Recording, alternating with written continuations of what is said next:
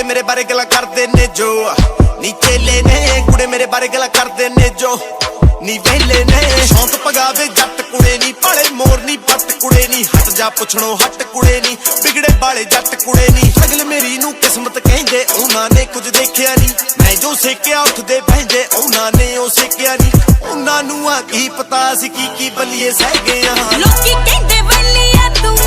ਹਾਂ ਹੈਗੇ ਆ ਲੋਕੀ ਕਹਿੰਦੇ